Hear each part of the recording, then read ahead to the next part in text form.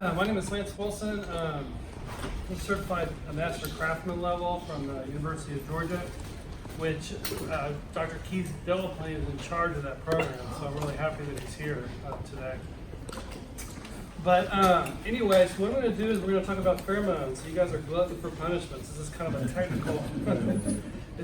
technical conversation, but I am not a scientist. So what I'm going to do is give you my understanding on the basis of the lectures that I've heard from the entomologists and my readings. And then, because I'm a beekeeper, what I always do is always end up with what the practical implications or applications these things have for us as beekeepers, which I really think is why we're here. Okay, so let's try to understand pheromones. Well, first of all, pheromones is a socio-chemical. It's a way that insects communicate with each other. All insects, and not just insects, arthropods.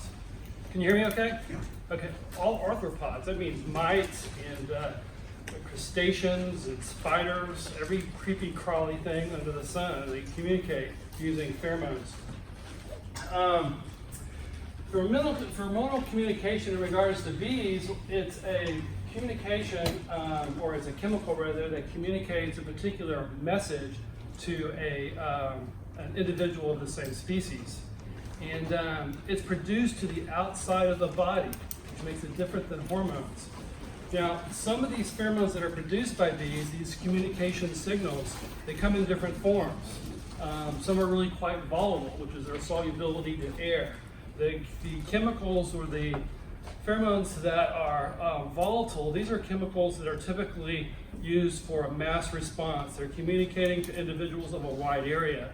Whereas those pheromones that are produced as a liquid, which are not very volatile, those are very close-knit communications, which means that the individuals have to come in contact with each other. And you're going to see, I'm going to explain that, it'll make a lot more sense as we go further. So, in humans, we have cells that organize into tissues, and those tissues into organs, and because of the specializations that exist on this level of organization, it allows for a high degree of efficiency, right, among our cells. And the way that our organs communicate with each other is through hormones. These are chemicals that the adrenaline gland, for example, will communicate to the heart to beat faster. Pheromones are hormones, except pheromones are two or four the superorganism. The superorganism, the individual bees, organize into specific behaviors so as to elevate its efficiency, just like organs in our bodies. But those organs still need to communicate with each other, and they communicate with pheromones. But those pheromones, they have to be communicated, so they have to be excreted to the outside of the body, which is the difference between hormones and pheromones. So this is what the bees see. Believe it or not, it's black, right? It's black in a cavity of a tree, it's black in a colony. So everything that they understand about the world around them is through the sense of smell and not visually. Almost for mammals, 80, 90% of our complete understanding of the environment is visual. It's not true of bees. Everything, their full understanding of everything that goes on in the hive is in a pitch black environment, so it's all through the sense of smell.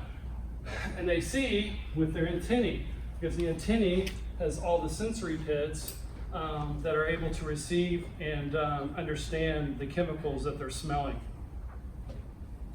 And so all three occupants of the superorganism, they communicate with pheromones.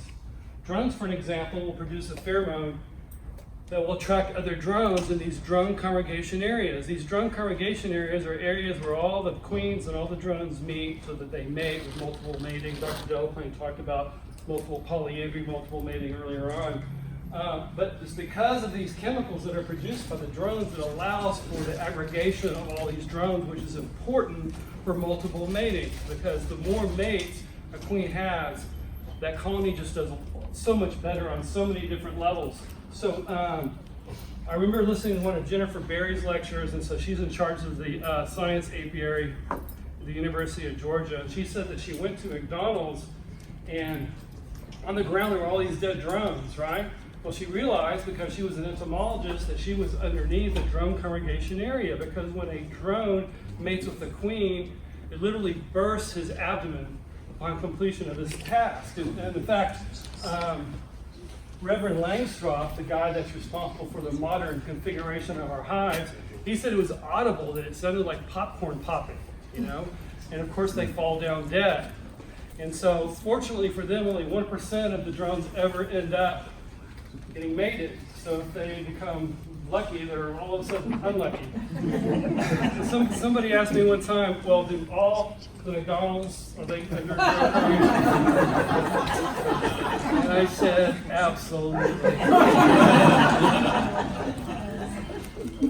Okay, so this brings us to polyandry, and this is really important. It's extreme mating. Why is this important? Well, this allows for this superorganism to be able to access a huge amount of genetic material. And this huge amount of genetic material it can access because of all these drone mates allows it to exhibit characteristics that make it exceedingly efficient in a changing environment. And that's one reason why this creature is 1 million years old. I mean, there's hardly anything alive today that was alive at the same time as the honeybee. And largely, much of its success stems from this multiple mating and the access to all this genetic material. And the way that it works is, for an example, let's say a queen mates with 10 drones. Well, this 10% of the colony, 10% of the workers, is of course going to have the same queen mother, but will have this particular father. And this particular drone perhaps has genes that make it really good at comb production. So this colony is really good at producing comb. And this drone has gene characteristics that make it really good at self-defense. And so 10% of the colony, when you open them up, they're after you, right? They're defending the colony. And this drone has genes that make it really good against brood diseases, right? And so you have all of this access to all this genetic material that's manifesting itself with these subfamilies are called petrolides that allow it to be rough and tumble on plastic and change in a very efficient way to a very dynamic environmental environment. And so this intra-colony diversity is exceedingly important to colony health. In fact, virtually every measure, this has been studied by Dr. Delaplane and many other entomologists, and virtually every measure, a queen that's well mated heads a colony that's so much better in virtually every activity conceivable. They're just healthier bees, they produce a lot more, they make more comb, they communicate better, they mobilize on flowers, they collect more honey, they're better against brood diseases, they're just really good colonies, right? So it's really good to have these multiple matings. And of course, some of that you have to give credit to the drone because of these pheromonal chemicals the drone gives out to collect drones to these drone congregation areas. So that's the drone. Now the queen, of course, produces all sorts of pheromones. In fact, the queen is not really in charge of the colony in terms of decision making, and Dr. Delaplane talked about that earlier on. It's all the workers making really just independent decisions rather than hierarchical. It's hierarchical. It's lateral. It's not vertical decision making. And all of the workers are making these decisions. But the queen does something that's really quite important, in that she produces these queen mandibular pheromones and various other pheromones that regulate the colony so that it's able to perform its duties in a very efficient and unified sort of manner. One of her pheromones is an egg-laying pheromone from the deforest gland in the abdomen. And this is a pheromonal marker when she lays an egg that indicates it is an egg from a queen rather than an egg from a worker. Now, even if you don't have a worker-laying colony because you're queen right, there's still a very tiny percentage of worker bees that lay eggs. And because the worker bees, when they lay these eggs, they do not have this egg-laying pheromone that's produced by the queen, the workers will eat it. And as Dr. Delaplane described this morning, it's a way for workers to police the colony so that they have one sole reproductive unit, which of course is the queen. And then of course the queen produces a footprint pheromone. The footprint pheromone they don't know really very much about this. In fact, to be truthful with you, they're only scratching the surface of pheromonal communication. There's so much that they don't know. But it appears that the queen produces a footprint pheromone, and that during congestion, which takes place in early spring, it's difficult for her to move around. And because she can't move around, especially to the bottom of the frame because of all the congestion, there's not this pheromone which inhibits queen cell production. And so it's thought that queen cups are added in the spring due to the lack of this queen footprint pheromone, because she's unable to basically walk around the complete frame very easily because of all the congestion of the worker bees. So if you ever kind of wondered why all the queen cups and queen cells have a tendency to be at the bottom of the swarming, this perhaps is the reason. So, Lance, yes. The presence of the queen cup, is that independent of her being able to walk there? Yes, they it's in the literature. It's really queen cups are really confusing, right? First of all, you should understand that queen cups in no way indicate imminent swarming. It's only when something is in the queen cup has the superorganism decided to reproduce. However, some of the literature talks about queen cups being placed randomly around the colony, but other places I've read indicate that when the colony starts getting congested, they will start placing them on the bottom rows. And so it's argued, speculated I should say, that because the queen is not able to be walking around the bottom of the frames or around the periphery of the frames, that there's added queen cups that are added before swarming. But she has to put the egg. She has to put the egg. There's a feedback loop, right? So that's a good question. Why would a queen lay an egg? To replace herself. Yeah. So there's a feedback loop in pheromonal communication. So the queen is producing pheromones. Those pheromones are being licked and grabbed by the attendant workers, and when the colony is so congested that the workers are not getting the requisite amount of queen mandibular pheromone, they will basically start triggering swarming. The queen will smell that the workers don't have enough pheromone. That signals that she lays the egg. And because the workers don't have the requisite amount of queen mandibular pheromone, they start elongating and feeding the young. So it works in concert with the sole reproductive and the worker in regards to this very pheromonal communication as far as fission goes. That's a good question. Okay, this brings us to queen mandibular pheromone, which is what we were talking about. Okay, so the queen, she has 5 micrograms at any one time. She's constantly producing it. This is the retinue of workers, and they are licking her and they're stroking her, and also, of course, they're feeding her and they're taking away her waste. They're attending her.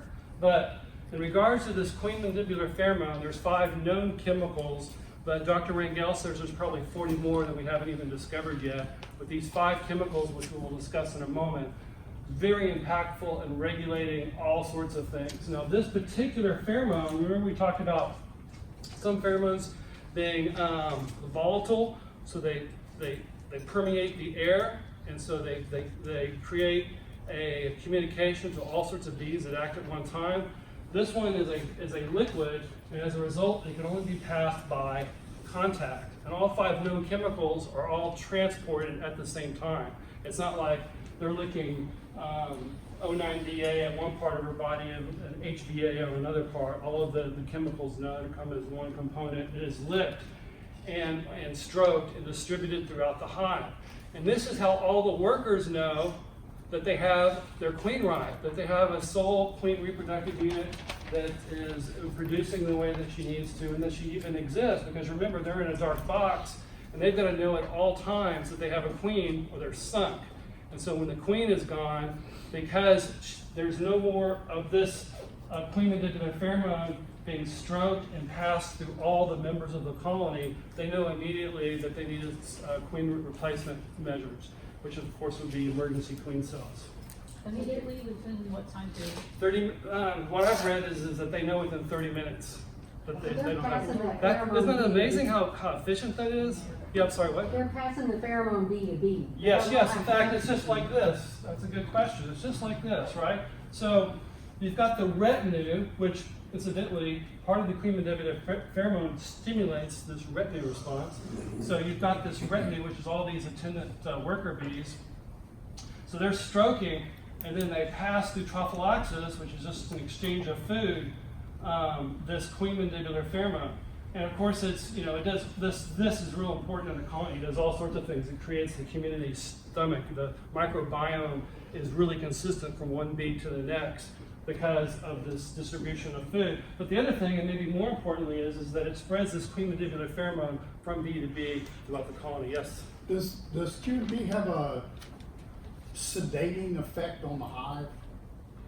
Well, I mean, I think that you're probably asking that because there's the queenless roar. Yeah. Okay, that's a And good I question. have hives that are more aggressive when they're queens. Yes, I'm sorry, more you know, defensive. and there's research that goes both ways on that. So I don't know what to say for sure about that. There's some say that the hives are more defensive, others say that they're not, so I don't really know if it really has an effect on the level of defensiveness. But I'm going to slide on that in just a moment, so I'll just wait till I get to it. Okay.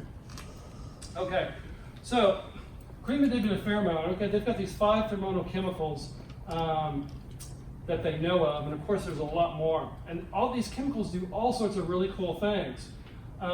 It inhibits workers from making queen cells. Well, I mean, that's pretty important if you don't want your colony to swarm, right?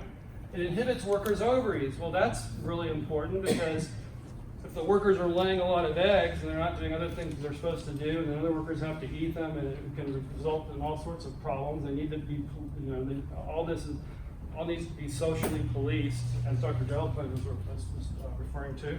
It attracts drones. We talked about that. It stimulates foraging behavior. That's interesting, and I'll explain why later. It stimulates queen retinue response. That means all the bees that are collecting around the queen to stroke her to grab the queen mandibular pheromone to spread around the colony. It stabilizes swarms, right? So when the queen swarms and they follow her, it's one of these chemicals here that is an aggregate that's keeping the cohesiveness of the group together. It communicates presence, mating status, and race. This is what I was referring to earlier. It communicates that the superorganism has a sole reproductive unit. In other words, your queen ride. And then, of course, it stimulates the retinue response. And this is all QMP. And this is, you know, the mandibular area, the mandibles. That's why they call it queen mandibular pheromone. Okay, so that's what the queen contributes in regards to pheromones. And then, of course, workers produce pheromones, right? So there's the trail pheromone. Trail pheromone is produced somewhere in the leg that they think. When a bee visits a flower, she leaves this trail pheromone. So when she visits a flower and she harvests the nectar or the pollen, that plant is, well, at that point, often devoid of resources. When a sister bee lands on the flower, she smells that trail pheromone and she says, oh, okay, this one's already been harvested, I'm not wasting my time here, I'm going to go to the next flower, right? So it creates the efficiency of being able to mobilize and capture resources for the superorganism. And then there's something you might have seen YouTube little movies on this. This is really cool. You know, beekeepers will dump all their bees right in front of the colony, and some of the bees will start walking in because they smell comb or the queen, and then all the other bees, they just kind of follow in and they march behind them. And they're smelling this trail pheromone that's making them march behind their sisters, so it helps in a very efficient way get all the bees back into the box, to the hive. Then, of course, there's the scent pheromone. The scent pheromone is generated by the Nasanov gland, which is right there, right? And they put their abdomen up, they torque down that last segment, and then they fan. Now this is a volatile pheromone, so it's soluble in air, and it needs to be because it's an aggregation pheromone. It's telling the queen if she's gone, this is your home, come back to us. This is the queenless roar. A gentleman was asking about that. So if your colony is queenless, then you hear high-pitched fanning. Well, I mean, some beekeepers say, oh, they're missing their queen. It's not really quite that. What's happening is they're trying to attract the queen back to the colony, and so they will be doing a lot of fanning of those Nasanov, so it sounds kind of like a low roar to a beekeeper. What they'll do is they'll mark foraging sites, especially nondescript sites, like water, right? Water doesn't smell. and so it's more difficult for them to communicate and mobilize to a water source. So they'll mark it with the Nazanov gland scent, so to attract people or bees to the watering site.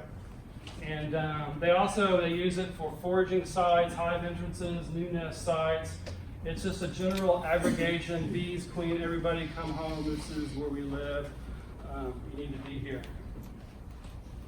Any questions about that?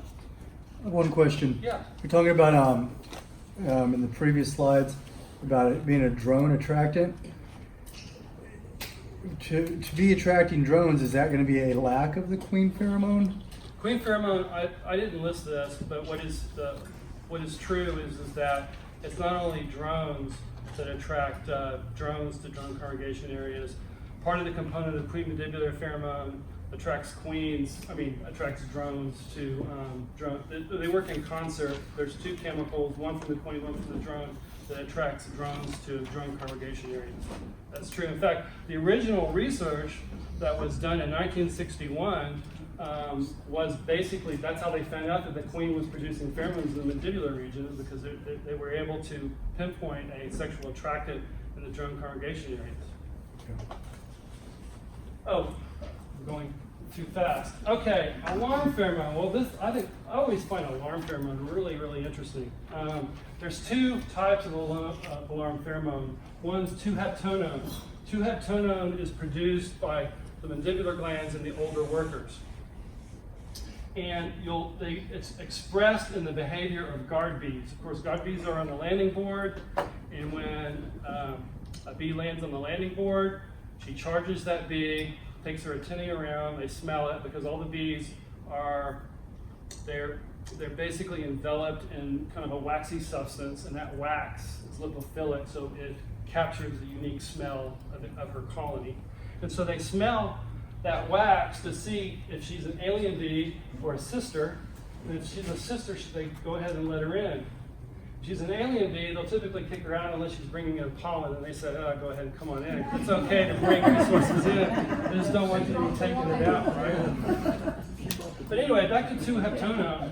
This is a marker. It's an alarm pheromone. So the guard bees, and it's an alien bee, will grab on to this alien bee with the mandibles, mark it if there's 2-heptonone, and so if the alien bee were to escape into the colony, all the other bees will know immediately by the smell that this is an alien bee, and they'll go and they'll grab that bee and try to get the bee or fight it. The other interesting thing is there was some research that I recently saw that said that there are some components of 2-heptonone that will paralyze a bee a little bit and make them a little slower, which is kind of cool. And then, of course, the other alarm pheromone is isopentyl acetate. Isopentyl acetate, there's a concoction of about 80 chemicals that goes into alarm pheromone, but the one that really gets the bees going is this isopentyl acetate. So it works something like this. You're working on, or you're about to work on your colony. The guard bees will start producing this isopentyl acetate, and when other bees smell the acetate, then that trigger brings them past the threshold of doing nothing and engages them in actually engaging the enemy.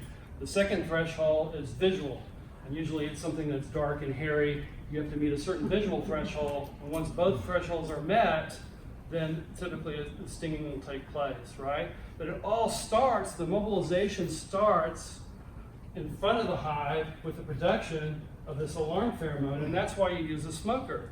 You've got to smoke that immediately to mask that so that there's no mobilization, bringing the bees to the point where visually they're looking to sting the bad guy, right?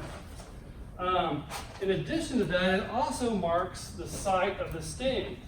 When the bee stings, there's this isopentyl acetate that's left here, and so when an errant bee just flies by, smells that, they'll immediately sting that spot, right? And that's why if you're a beekeeper, if you get stung, you scratch the stinger out, you want to smoke it because you want to mask that alarm pheromone so you don't get repeated stings at the same spot. It's high volatility, right? Because you're engaging, you need to communicate to a bunch of individuals in the colony in order to mobilize a defense.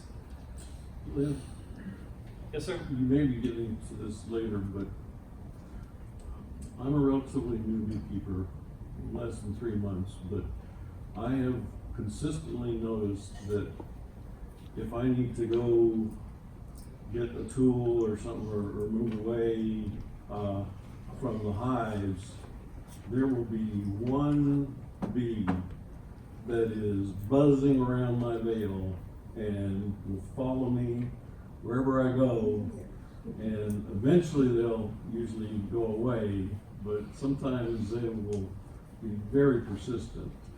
That sounds like that's something totally different, right?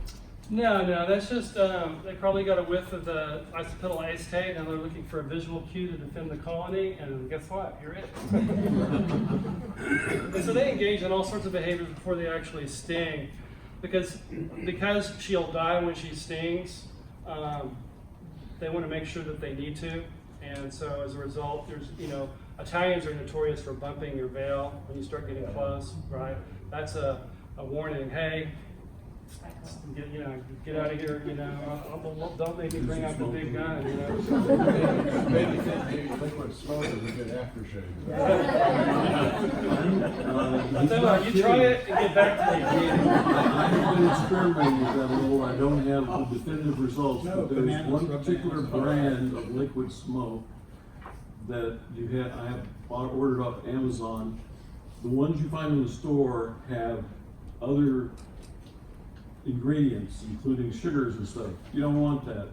This particular one, and I'm drawing a blank on the name of it now, but it has only liquid smoke and water.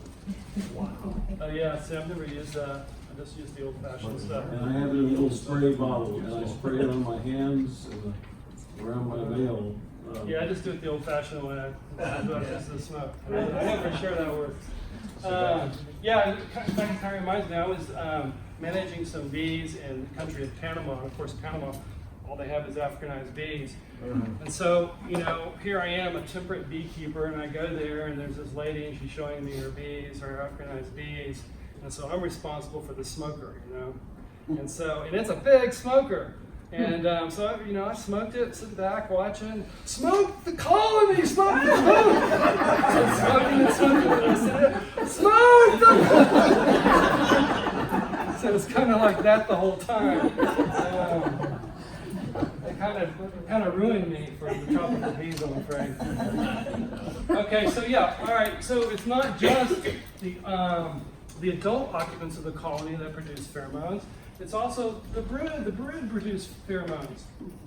So there's cuticular hydrocarbons on the skin of developing larvae, and it changes hour to hour, moment to moment. It changes to represent the accurate age of the larvae. And it's not just the age of the larvae that the pheromone, the skin pheromone, is producing, but it's also telling them the caste, whether it's a queen or a worker, or whether or not it's a worker or a drone.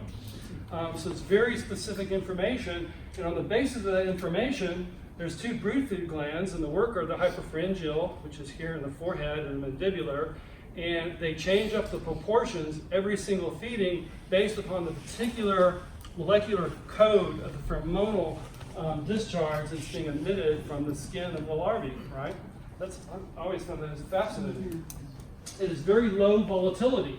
So what does that mean? They got to be really close to the right there in front of the cell to be able to smell it. And also it inhibits ovary development in workers, and that's really important because when that happens, chaos breaks loose because a bunch of workers are laying a bunch of eggs everywhere producing drones, right? And we're going to talk more about that in just a moment. So that's two pheromones that do that, right? And you said QMP does it? Yes, and this is what you're going to notice is that in the superorganism, there's different pheromonal cues from different occupants that act in concert to each other. And the classic example is what you mentioned is brood pheromone and queen mandibular pheromone. We're going to talk about that. I'll explain more about that in just a second. So yeah, believe it or not, pheromonal cues is something that the Pheromone picked up on. It wants to jump into a cell to reproduce, but it doesn't want to jump into the cell early. If it jumps into the cell early, it's exposed to all the bees, and the bees can smell the Pheromone and pull her out. So she has learned to smell the particular hydrocarbons that are specific to the oldest larvae so that the Pheromone knows to jump in right before the capping, right? So that the Pheromone is protected for reproduction. So mites are blind, and they operate almost exclusively on pheromonal cues, just like bees and insects. So believe it or not, it's not just the living components of the superorganism that produce pheromones, it's also the inanimate portions of the superorganism.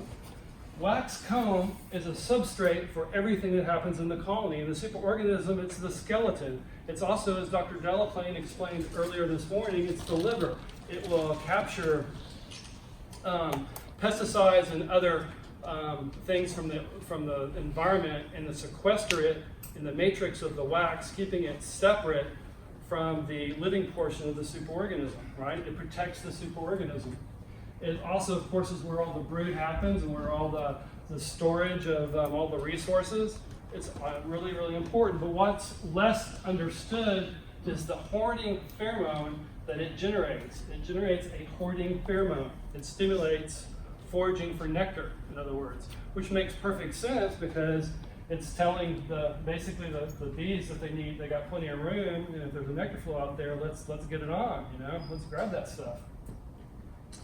And so I'll explain why all this seems to be important to beekeepers here in just a moment. These are the takeaways. So, if you see pollen, you're likely queen ripe. So, there's two in concert pheromones that are stimulating foraging. There's the queen mandibular pheromone, and also the brood produces a pheromone, then the larvae produces a pheromone that stimulates foraging. So they both act in concert with each other. But the whole idea is that if you go out in the morning, and that's when most of the pollen collection takes place, because that's when the superorganism is the hungriest.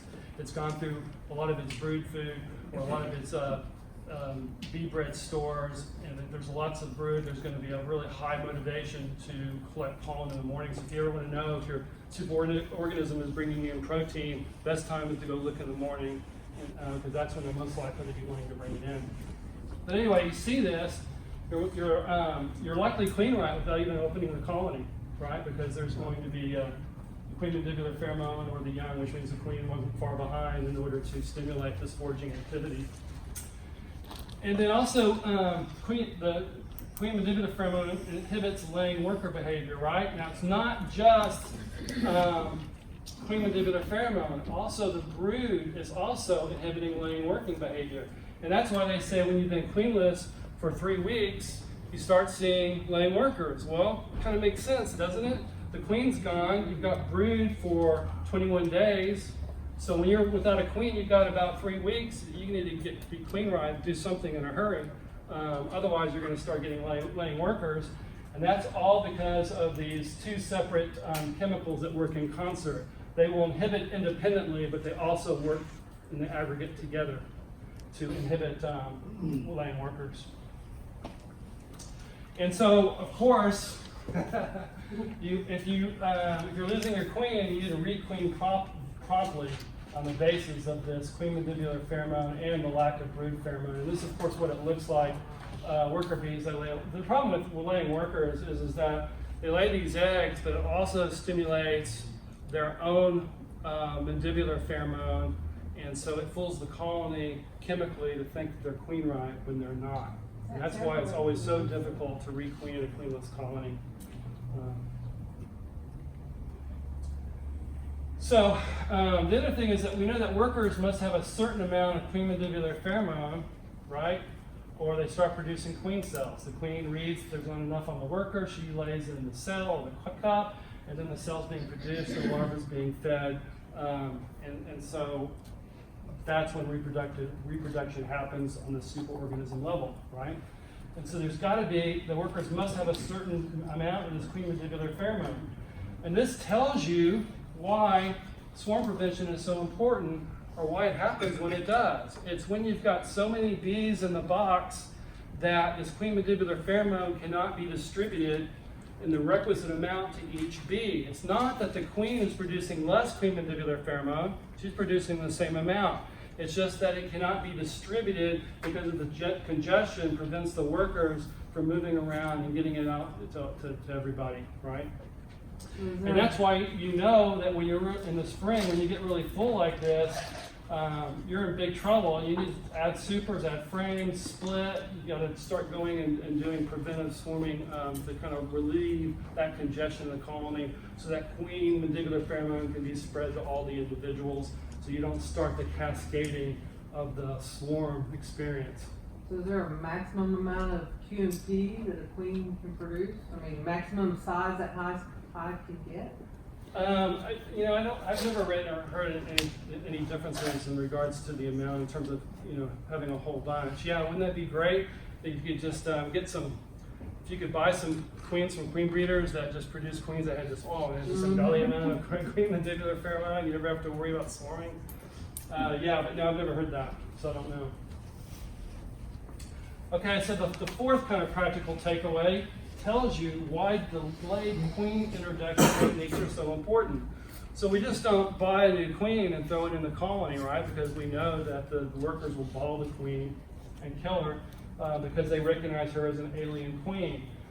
So when you introduce a queen in a queen cage, you leave the area with the queen through the netting exposed to the workers, because remember, the queen mandibular pheromone is a liquid and it's not volatile like the other aggregation pheromones are. And so the workers need to go in there, the earth bees need to go in there and feed her and grab that pheromone and bring it out. And then it's distributed throughout the colony. After which then, in theory, she eats through the sugar and they've accepted her. And that's all because of this queen mandibular pheromone. Now the other thing that's not nearly as obvious to you, but I always found was really interesting, is that you remember the 5 chemicals in the queen mandibular pheromone. They all do sort of different things. If you have an Italian colony, say, and you buy a Russian queen, it's very difficult to introduce that Russian queen to that Italian colony, not because the queen mandibular pheromone chemicals are different from queen to queen, but rather the proportion of each individual chemical is different from one subspecies to the next. Classic example is Italians. Africanized bees. Africanized bees have a huge amount of aggregation pheromone that the Italian bees don't have. But you would understand why Africanized bees would have it. They swarm like crazy, so they've got to keep their group together as they move to find a new home. So they need a lot more of that pheromone. But because that proportion of that particular chemical, not different, but in a greater amount, is different from the queen that they're used to, their previous mother queen, it makes introduction of a new subspecies queen more problematic. And that's why you'll typically need to keep those queens longer in the colony before they can be released. And that's true of any subspecies, but the classical one that I always think about is the Italian, or the Africanized queen, rather, because of all of the aggregation pheromone. Yes? Yeah, I think you just answered a question that's been in my head for a while. I heard from someone else that if you have an Africanized or just an aggressive hive, that if you requeen with a more docile queen, they'll calm down right away. They don't have to wait for new bees. That must be because of the communication here. No, I don't think that's true. Oh, I think that I think you got to wait till those other bees die, Oh, okay. and before they go in. I wish you were right though. That makes things a lot easier. At least I was right about liquid smoke, right? Okay, so 5th takeaway: retinue is correlated to a well-mated queen. There's been all sorts of research that indicates that when a queen is well mated, has lots and lots of drone partners, she produces more queen mandibular pheromone. That the existence of that additional queen mandibular pheromone results in a much more pronounced retinue effect. So why is that important? Well, queen breeders, when they see a nice retinue, they know that queen is well mated, and so that would be a good queen to sell, right? Yes? What is retinue? Retinue, yeah. So all these bees, all these worker bees, they kind of stroke and attend. So they don't do that by accident. They only do that because they smell the queen mandibular pheromone, and there's a component of that pheromone that stimulates them wanting to stroke her and feed her and carry the queen mandibular pheromone throughout the colony. So the retinue is literally just all the bees that are facing in that direction, you know, kind of taking care of Circling it. her. Yeah, yeah. That's a good question. Okay. Number 6, it explains the best practice of annually requeening the colony. Now, I know not everybody does that. I believe it. I believe it's a good thing to do, and I do it in my colonies, but I know that's kind of a really debatable thing. A lot of beekeepers don't like doing it. But I requeen annually for all sorts of reasons to keep young queens. And why? What do we know about queen mandibular pheromone that would make this true? That's what Roger Dangerfield wants to know. Young queens swarm less. So as a consequence, you know, it's a lot easier to keep the bees in your box if you have young queens. You can change out your queens every year. And then in addition to that, young queens lay a lot more eggs. They call it fecundity. The fecundity is much higher. Now let me tell you, this is exceedingly important. In my opinion, the prime directive of all beekeeping needs to be to maximize the adult population in your colony. And the population dynamics of a honeybee colony is that if a queen is laying 1,000 eggs a day, you're going to probably max out at about 35,000 bees. That's going to be the limiting factor on the size of your colony. That's a little bit more than one deep box of bees. But if you can get her to lay 2,000 eggs, which is more likely to happen with a younger queen, you can get 60,000 bees in your box, right? And that's really important. In honey production, there was that C.L. Farr study that took place in 1945 that indicated that if you had 60,000 bees in your box, rather than 30,000, you would produce 53% more honey. And so it's really super, there's all sorts of reasons to have a lot of bees in your box. It reduces the expression of diseases, for an example. It reduces robbing. It keeps secondary pests out like small hive beetles. It creates a cluster that's more thermodynamically efficient, so it's more likely to survive the winter. All sorts of reasons. And it all starts, the main limiting factor is the daily egg laying rate of the queen. Young queens lay a lot more eggs. Any questions about that? Yes? I read that if you capture a swarm, you should requeen soon after you capture the swarm, because that's the old queen, right? Yes. That's a good reason. That's the best practice for that reason. Another reason is it could be Africanized. You don't know what you're getting, right? Or if you wanted varroa resistance, another good reason to requeen. But yeah, you're absolutely right. There is Mary Reed would tell you that best practices are that you would requeen swarm captures, and the reason that you mentioned is absolutely correct, because you're getting rid of an older queen. Yes, sir. I would say a counterpoint to that is we've trapped 30 swarms this year, and we've had some very viable queens and colonies build. And part of the reason they swarm is because of success. That is their defining moment, is success. So, you know, we evaluate based upon performance and decide too. Absolutely, and that would be well within your personal philosophy of beekeeping to do so. And that kind of brings up kind of the debate that goes on is, well, I mean, should you really keep a queen from a swarm? Because if she's swarming, maybe that she's genetically inclined to swarm. Well, only healthy colonies swarm. So the counterpoint to that is that the colony, the queen had genetics and made that was such that the colony was so productive that it was able to swarm. So yeah, everything is debatable in beekeeping, unfortunately. One thing, we're third year beekeepers, but this year we had 9 swarms in our yard with 5 boxes. So I think about half of them were actually secondary swarms, and I know 2 for sure had unmated queens in them, because I think they were the secondary ones. The virgin queens? Yeah, so yeah, that's I absolutely. really If it's think, second, yeah, if it's not the primary swarm, they'll be virgin queens. So I really think the ones that did well were the ones that had the new young virgin queens in them. Yeah, that's kind of my understanding. But like I said, in beekeeping, everything's debatable. I'm sorry? Yes. Yeah, I used to just let them eat to the sugar, but there's been occasions where they ate too fast. And then plus if I'm doing a subspecies change, then I do a manual release, try to keep them in for 6 days. And then I go in, and if the bees are on the cage, if they're easily movable from the cage, that means they've accepted the queen. Okay. If they stick like it's Velcro, and you can hear them, like the noise that they make as their tussle claws are being ripped away from the cage. They're after that queen, and that queen is not accepted. That's been my biggest fear. You have good hearing. Okay, well, anyway, the other reason to requeen annually is because it thwarts Africanization. This was at my house many years ago. So there's this is the behavior of tropical bees, right? Africanized bees. So what they do is, this is my European colony, and this Africanized swarm lands on the outside of my box, and inside of that swarm is an Africanized queen. And what they do is they send workers in to sneak into the colony so that their wax coating captures the unique smell, and then they come in and they surround the African queen, and they all go in as a ball, protect the queen, then they go as assassins to kill the European queen, and then bam, look what they got. They got all their wax substrates already built. It's hugely energetically expensive. They got resources, they got tons of workers. They've got various levels of brood, immature development of babies.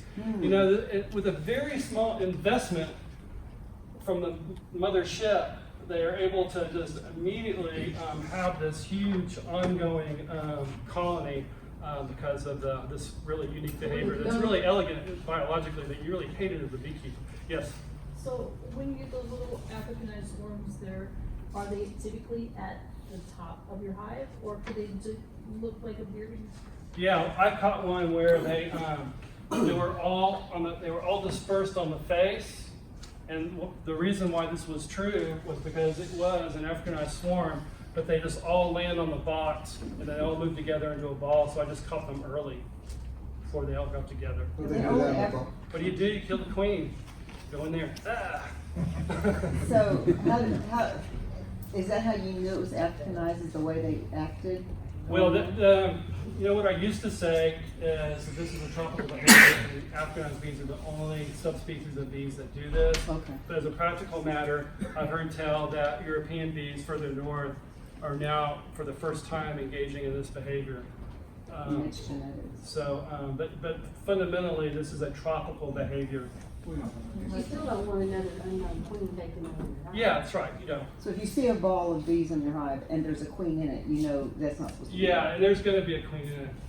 Because bees don't really do that. How long a process is it for them to send the workers in to gather? You know, I've heard all sorts of things about that, so I don't really know.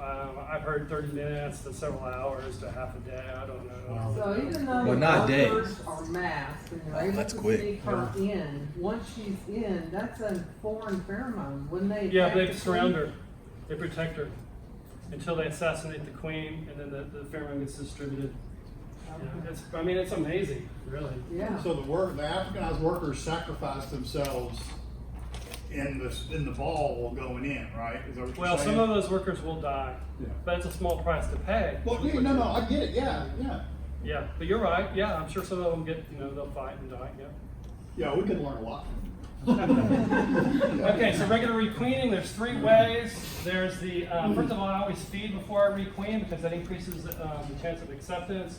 Ideally, you eliminate the old queen 12 hours before you introduce them, but you don't really have to do that. And as I explained earlier, I used the manual release finger test because queens, if they get out too early, they get bald. So it's just a precaution that I use. Why does the feeding before reduce the risk? It's this, bees are fat and happy and less aggressive whenever they're fed. That's why if you can requeen during a nectar flow, that's good too. In fact, some people argue it's better to requeen during a nectar flow because what happens is that when you requeen, it takes several days or a week for the queen to get out. You still got her pheromones coming through the cage, but all of the recruits can be foragers as the brood hatches out, because there's going to be less brood because of the delay, and so more of those nurse bees can be foragers, and so you can potentially capture more honey. That's kind of an interesting kind of thing to think about. Could you back up one slide for a second? He wants to write that on full. No, I'm gonna take a picture. I'll give you my cards, and you can ask me, and I'll send you the PowerPoint or the PDF. Yeah, I'll give you my cards. Okay, real quick, cage requeening, talked about that. Pushing cage method, this is a better way in problematic situations like subspecies requeening, and that is you basically put the cage with the queen over empty cells in capped brood. The bees emerge from the capped brood and they accept the queen immediately and stroke her, and they basically get this queen mandibular pheromone out. She also allows her room to lay. When a queen lays, it stimulates mandibular pheromone production, so you get a bigger output of production, so she's more likely to be accepted. So that's And then of course there's the newspaper method, and this is simply a way of requeening. When you kill the old queen, say this is an Africanized colony, put a piece of newspaper, put the Africanized colony on top, and then by the time they eat the newspaper, the queen mandibular pheromone gets fully distributed. So it's a way to get to requeen an Africanized colony. The newspaper method can be used for all different sorts of scenarios. Every beekeeper needs to know how to use it. Put down a newspaper to requeen or combine a colony, because it almost always works and it's really easy. It's a real powerful tool. Okay.